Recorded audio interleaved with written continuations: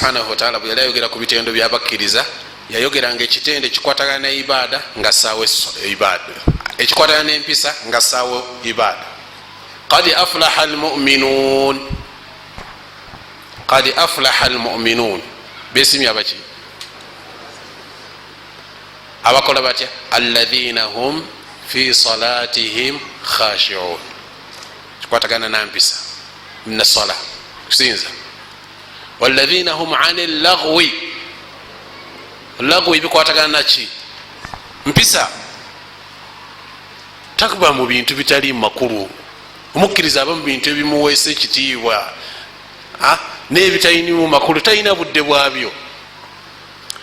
bwamaliriza ekyo nagamba nti walladhina hum lizakati fa'ilun, bwamaliriza ekyo nagamba nti walladhina hum lifurujihim hafidhun, nakyo kidda ku mpisa akhlaq.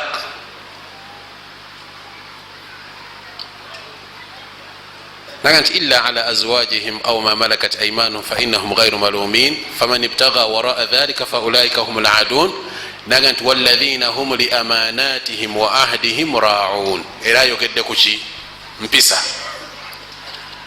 bwabadde afundikira naga nti walladhina hum ala salawatihim yuhafidhun, afundikidde era na swala. okiraba nti ebintu bino abitambuza byombi, empisa ne ibada bitambulira ki.